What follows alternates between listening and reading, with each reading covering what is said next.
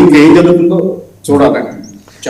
గిరిధర్ గారు, American military ఏమన్నా ఆయన ధోరణికి వ్యతిరేకంగా ప్రొటెక్షన్ ఓపెన్గా చెప్పే అవకాశం ఉందా? అంటే ఎవరో ఇంతకుముందు అడ్వైస్ చేశారు, ఒకళ్ళు అడ్వైస్ చేశారు, ఇప్పుడు వాయిస్ పెరుగుతోంది, మీరు వెళ్తున్నది తప్పుడు విధానం, ముందర మమ్మల్ని సంప్రదించకుండా ఏకపక్షంగా అన్నీ మీరే చేసేస్తున్నారు, ఆయనకి ఏమన్నా దాంట్లో ప్రవేశం ఉండి అభినవేశం ఉండి చేస్తే ఓకే, వీళ్ళని సంప్రదించకుండా చేస్తున్న నిర్ణయాల వల్ల ఆ తిరుగుబాటు ఏమన్నా వస్తుంది? అండ్ కాంగ్రెస్ ఎలా ఈయన్ని అడ్రస్ చేయబోతుంది? ఈయన కాంగ్రెస్ని అడ్రస్ చేయడం కాదు, ఈయన్ని కాంగ్రెస్ ఎలా అడ్రస్ చేయబోతుంది?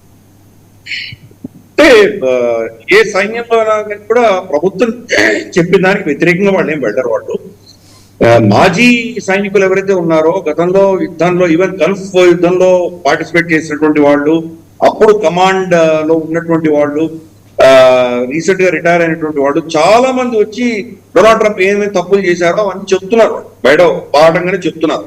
కానీ సైన్యం దానికి ఎప్పుడు కూడాను ప్రభుత్వానికి వ్యతిరేకంగా వాళ్ళు మాట్లాడరు, అఫీషియల్ గా వాళ్ళు మాట్లాడరు వాళ్ళు.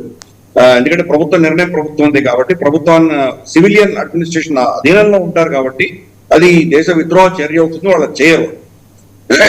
ఈవెన్ గతసారి చేసిన గల్ఫ్ యుద్ధం కూడా అది ఒక విధంగా చూస్తే కనుక దాని జస్టిఫికేషన్ లేదు. అమెరికా యుద్ధం కాదు, అది కూడా ఇజ్రాయెల్ యుద్ధమే. సద్దాం హుసేన్ చంపడం అనేది అమెరికా అజెండాలో లేదు, బెంజమిన్ నెతన్యాహు ఆర్ ఇజ్రాయెల్ అజెండాలో ఉంది కాబట్టి వాళ్ళు చంపారు సద్దాం హుసేన్. అప్పుడు కూడా సైన్యమేమి ప్రభుత్వానికి వ్యతిరేకంగా వెళ్ళలేదే. కనీసం అంటే 600-700 మంది చచ్చిపోయారు అప్పుడు ఇరాక్ ఇరాన్ యుద్ధంలో. అప్పుడు అమెరికా దిప్పినప్పుడు, ఇరాక్ లో దిప్పినప్పుడు 6-7 మంది చనిపోయారు సైనికులు, అయినా వాళ్ళు ఏమి అనలేదే వాళ్ళు. కాబట్టి అమెరికా సైన్యానికి సంబంధించినటువంటి లీడర్స్ ఏం అనకపోవచ్చు, ఇంటర్నల్ గా మాత్రం వాళ్ళు చాలా ఒక విధమైనటువంటి మెసేజ్ ఇస్తున్నారు డొనాల్డ్ ట్రంప్. అందుకనే ఆ మెసేజెస్ నే ఇవో బయట మనకి ఈ పరోక్షంగా మీ అందరు రండి వచ్చి సమర్థించండి, లేకపోతే మిమ్మల్ని ఏం చేస్తారో చూడండి బెదిరిస్తుంది. అది నయానో భయానో వాళ్ళతో మెల్లిగా వాళ్ళని నచ్చజెప్పి తీసుకురావడం అన్నది ఒక పద్ధతి. ట్రూత్ సోషల్ లో పోస్ట్ చేస్తే వాళ్ళు వచ్చేస్తారా వాళ్ళు? సో అందుకని అతనికి ఆ దౌత్యపరంగా ఎలా హ్యాండిల్ చేయాలో తెలియట్లేదు. దీనికి కారణం తనే, డొనాల్డ్ ట్రంపే దానికి కారణం. ఎందుకంటే అతను కూటములను నమ్మడు. అతను ఈ యొక్క ఆర్గనైజేషన్స్ ఏమన్నాయని చంపేశాడు. యునైటెడ్ నేషన్స్ చంపేసి తన ఆధిపత్యంలో తన చక్రవర్తిగా కూర్చున్నటువంటి బోర్డ్ ఆఫ్ పీస్ అని పెట్టుకున్నాడు. తర్వాత నేటోని నాశనం చేశాడు. తర్వాత నార్త్ అట్లాంటిక్ ట్రేడ్ ఆర్గనైజేషన్ దాన్ని నాశనం చేశాడు.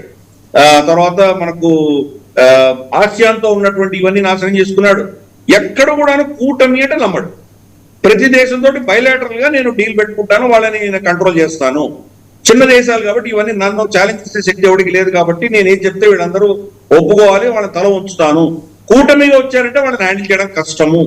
యూరోపియన్ యూనియన్ అంటే అందుకే అంత వ్యతిరేకత. కాబట్టి ఇటువంటి భావజాలంతో వెళ్ళినటువంటి వ్యక్తి సడన్ గా యుద్ధంలో కమ్ము తిన్నాక ఇప్పుడు గుర్తొచ్చింది, అర్థమవుతుందో దానికి కూటమిలు ఎందుకు ఇంపార్టెంట్. కూటమి ఉండడం వల్లనే దీనివల్ల ఎంత గతంలో యుద్ధాలు గెలిచిందో అమెరికా ఇప్పుడు అర్థమవుతుంది డొనాల్డ్ ట్రంప్కి. టూ లేట్ ఇది. ఎందుకంటే మనకు రీసెంట్ గా జరిగినటువంటి మన మ్యూనిక్ సెక్యూరిటీ కాన్ఫరెన్స్ లో కాజా కలాస్ ఆవిడ వచ్చేసి మన యూరోపియన్ యూనియన్ సంబంధించి ఫారెన్ మినిస్టర్ లాంటిది, ఆవిడ ఒక స్టేట్మెంట్ ఇచ్చింది. అమెరికన్ వీళ్ళ అడ్మినిస్ట్రేషన్ మినిస్టర్ ఆవిడ కూర్చొని ఉండగా ఆవిడ స్టేట్మెంట్ ఇచ్చింది. ఏమనిందంటే మీరు ఇన్ని యుద్ధాలు చేసినప్పుడు మేము మీ వెనకాల ఉన్నాము. రష్యా ఈరోజు ఏకాకిగా యుద్ధం చేస్తోంది, అందుకని వాళ్ళు గెలవలేకపోతున్నారు. ఈ రోజు రష్యా యుద్ధం మనం యూరోపియన్ యూనియన్, నేటోను, అమెరికా అందరూ కలిసి మనం యుక్రెయిన్ సమర్థించకపోతే ఈజీగా ఎప్పుడో రష్యా గెలిచిపోయి ఉండేది. కూటమి అనేది చాలా ఇంపార్టెంట్ అని ఒక ఉదాహరణ చెప్పింది ఆవిడ. అడవిలో ఈ రోజు కూడా జంతువులందరూ కలిసికట్టుగా యుద్ధం చేస్తాయి అవి, కాబట్టి ఎప్పుడు కూడా మీ యుద్ధాల వెనకాల మేము ఉన్నాము మర్చిపోకండి మీరు అని చెప్పి ఆవిడ గుర్తు చేసి గజా కలాస్. సో అందుకని ఈ కూటమి అన్న దాన్ని ఎప్పుడైతే తిరస్కరించాడో ఇప్పుడు సడన్ గా రమ్మంటే ఎవడొస్తాడు?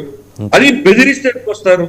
ఈవెన్ క్లోజెస్ట్ అలై యూకే గతంలో లాస్ట్ గల్ఫ్ వార్ లో అప్పుడు టోనీ బ్లేర్ వచ్చేసి అమెరికన్ ప్రెసిడెంట్స్ కంటే కూడా చాలా ఎక్కువగా, అంటే more loyal and the king అంటారు కదా, రాజు కంటే ఎక్కువ వినయం చూపించుకొని వెళ్ళి వెపన్స్ ఆఫ్ మాస్ డిస్ట్రక్షన్ పెట్టుకున్నాడు, చంపేస్తాడు, అది ఇది అంటున్న ప్రపంచవ్యాప్తంగా ప్రచారం చేసిన టోనీ బ్లేర్ ఇప్పుడు కూడా వాళ్ళ కన్సర్వేటివ్ పార్టీ పార్లమెంట్ లో చెప్తోంది అసలు యూకే ఎందుకు యుద్ధంలో దిగలేదు అమెరికా పక్షాన అని చెప్పి వాళ్ళు కన్సర్వేటివ్ పార్టీ అంటున్నారు. కానీ కియర్ స్టార్మర్ కంప్లీట్ గా దూరం ఉంది. కంప్లీట్ గా కట్ చేయలేడు కాబట్టి సరే వాళ్ళ స్థావరాలు వాడుకోవడానికి డిఫెన్సివ్ పర్పస్ అని ఏదో పేరు పెట్టి పర్మిట్ చేశాడు కానీ బ్రిటిష్ సైన్యం వెళ్ళట్లేదు. నిన్ననే కేర్ స్టార్మర్ ఇచ్చిన స్టేట్మెంట్ ఏంటంటే కనుక ఇది వేరే ప్రభుత్వం ఉంటే అంటే కన్జర్వేటివ్ ప్రభుత్వం ఉండింటే కనుక ఇప్పటికి యుద్ధంలో దిగిపోయి ఉండేవాళ్ళు. వాళ్ళు నేను దిగలేదు, మీరు చేసేది మీరు ఒకరి ఎవరో అధీనంలో మీరు అనుసరిస్తున్నారు, your followers, versus I'm showing leadership అనే స్టేట్మెంట్ ఇచ్చాడు.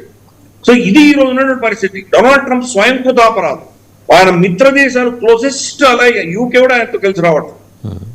కాబట్టి ఈ కూటమిని నాశనం చేసుకున్నటువంటి వ్యక్తి. రెండు, నేను రావు గారితో కొంత విభేదిస్తాను. నేను అక్కడ కర్గ్ ఐలాండ్ ని వాళ్ళు ఆక్యుపై చెయ్యలేరు, అమెరికా చేసింది అనుకుందాం ఆమె ఇరాన్ ఓడించడానికి. ఇరాన్ ఇమ్మీడియట్ గా వీళ్ళ వాటర్ రిసోర్సెస్ మీద, వీళ్ళ ఆయిల్ ఫీల్డ్స్ మీద దాడులు చేస్తుంది. ఇంకా పర్మనెంట్ డ్యామేజెస్. ఇంకో 5-6 ఏళ్ల దాకా మళ్ళీ అక్కడ ఆయిల్ ప్రొడక్షన్ ఉండదు, వాళ్ళకి నీళ్లు ఉండవు, పెద్ద పెద్ద పట్టణాలకి నీళ్లు కట్ అయిపోతుంది. కాబట్టి ఆ భయంతో ఈరోజు అమెరికా వాళ్ళ ఆయిల్ ఫీల్డ్స్ మీద దాడి చేయట్లేదు. దాడి చేస్తే కనుక ఎదురు దాడి ఇరాన్ నుంచి కూడా అలాగే ఉంటుంది. సో వీళ్ళు ఆక్యుపై చేసినా దానివల్ల ఏం లాభం ఉంటుంది, ఎందుకంటే అది మిగతా దేశాలన్నీ కూడా అమెరికా నుంచి ఫస్ట్ అక్కడికి వెళ్ళిపోమంటాయి, వాళ్ళ స్థావరాలను ఎత్తి వెళ్ళిపోమంటాయి. ఖతార్ కావచ్చు, కువైత్ కావచ్చు, సౌదీ, యుఏఈ, వీళ్ళ ఆయిల్ ఫీల్డ్స్ మీద డైరెక్ట్ గా అటాక్ అవుతుంది. ఇంతవరకు ఆయిల్ డిస్ట్రిబ్యూషన్ మీద అటాక్ చేసింది ఇరాన్, వాళ్ళ పోర్ట్ల మీద, వాళ్ళ వీటి మీద, పైప్ లైన్ల మీద, వాళ్ళ ట్యాంకర్ల మీద అటాక్ చేసింది. కానీ ఆయిల్ ప్రొడక్షన్ మీద ఇరాన్ అటాక్ చేయలేదు. అలాగే వాటర్ రిసోర్సెస్, వీళ్ళ డిసాలినేషన్ ప్లాంట్స్ మీద అటాక్ చేయలేదు. కర్గ్ ఐలాండ్ కనుక అమెరికా టేక్ ఓవర్ చేసే ప్రయత్నం చేసిందంటే ఇవన్నీ జెన్యూన్ టార్గెట్స్ అవుతాయి. మొత్తం వెస్ట్ ఏషియా సర్వనాశనం అవుతుంది. ఎవరు కూడా అమెరికా చుట్టుపక్కల కూడా ఉంచుకోరు. అందుకని కర్గ్ ఐలాండ్ ని అమెరికా తీసుకునేటువంటి సమస్య లేదు. First militarily it is not possible, వీళ్ళ లాజిస్టిక్స్ పనిచేయవు. ఏదో మ్యాజిక్ చేసి వీళ్ళు చేశారు అనుకుంటే కూడా దాని రిటాలియేషన్ అన్నది ఇంకా ఆ వెస్ట్ ఏషియా ఒక 10 ఏళ్ల దాకా కోలుకోదు. కాబట్టి ఆ రిస్క్ అమెరికాని చేయనివ్వరు. వాళ్ళు ఫస్ట్ పరోక్షంగా సపోర్ట్ చేస్తోంది, ప్రత్యక్షంగా వాళ్ళు వచ్చేసి న్యూట్రల్ అంటున్నారు కానీ పరోక్షంగా అమెరికాకి సపోర్ట్ ఇస్తేనే వాళ్ళు యుద్ధం చేయగలుగుతున్నారు. ఆ పరోక్షమైన సపోర్ట్ కూడా ఆపేస్తారు. అమెరికాని ఇక్కడికి వెళ్ళిపోనైనా మా దంటలు మేము పెడతాం అన్న పరిస్థితి వస్తుంది. కాబట్టి కర్గ్ ఐలాండ్ ఎట్టి పరిస్థితుల్లో తీసుకోలేరు. అందుకనే ఈ రోజు ఆఫ్ ర్యాంప్ అంటే యుద్ధం ఎలా ఆపాలో, ఏ విధంగా ఆపాలో అమెరికా తలనొప్పి, వాళ్ళకి అర్థం కావట్లేదు ఏం చేయాలి. మధ్యవర్తిత్వం ఎవరైనా చేసి ఆపగలరా అని ప్రయత్నం చేస్తున్నాడు. ఫ్రాన్స్ తర్వాత రష్యా వీళ్ళిద్దరూ ఒక సైడ్ లో మాట్లాడుతున్నారు. అందుకనే వ్లాడిమిర్ పుటిన్ తో మాట్లాడాడు డొనాల్డ్ ట్రంప్. వ్లాడిమిర్ పుటిన్ తో మాట్లాడడానికి కారణం ఏంటో ఇదే. వ్లాడిమిర్ పుటిన్ 2-3 షరతులు పెట్టాడు. ఒకటి, నా మీద శాంక్షన్స్ ఎత్తే అన్నాడు. సో ఇమ్మీడియట్ గా అమెరికా ఎత్తేసింది. ఒక 2-3 రోజుల ముందర దాకా రష్యా నుంచి ఆయిల్ ఎవరెవరు కొంటున్నారో వాళ్ళందరూ యుక్రెయిన్ యొక్క సైనికుల రక్తం వాళ్ళ చేతి మీద ఉంది అని చెప్పి ఇచ్చిన స్టేట్మెంట్. 2 రోజుల్లో ప్లీజ్ మీరు కొనండి, రష్యా నుంచి ఆయిల్ కొనకపోతే ప్రపంచవ్యాప్తంగా చౌర ధర పెరిగిపోతుందని వీళ్ళ నైతికత ఎగ్జాక్ట్ 180 degrees తిరిగి అమెరికన్ నైతికత వాళ్ళ హిపోక్రసీ ఎక్స్పోజ్ చేశాడు. 2, యుక్రెయిన్ సంబంధించి మీరు ఏం పట్టించుకోకండి, నేను చేసేది నేను చేస్తాను, డాన్బాస్ నేను తీసేసుకుంటానని చెప్పాడు. సో ఈ 2 అంశాలు ఏదో ఒప్పందం బ్యాక్ ఎండ్ లో డొనాల్డ్ ట్రంప్ చేసుకోవాలి. అలాగే చైనాతో కూడా, చైనాని ఏమనుకున్నాడంటే చైనా యొక్క ఆయిల్ సప్లైస్ అని నేను కంట్రోల్ చేస్తాను అనుకున్నాడు, అది కూడా బెడిసికొడుతోంది.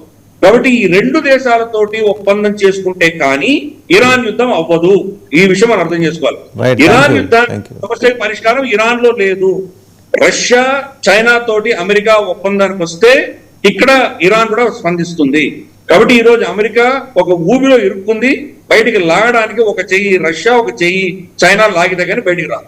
రైట్, థ్యాంక్ యూ గిరిధర్ గారు, థ్యాంక్ యూ కల్నల్ వీరావు గారు, థ్యాంక్ యూ వెరీ మచ్. చూసాం కదా ఒక బేలతనం, డొల్లతనం ట్రంప్ మాటల్లో బయటపడింది. గంటకు ఒక మాట, గడియకు చర్య. ఇప్పటికిప్పుడు అన్ని దేశాలు వచ్చి మేము మీతో కలవబోం. స్పెయిన్ కూడా చెప్పేసింది స్పష్టంగా.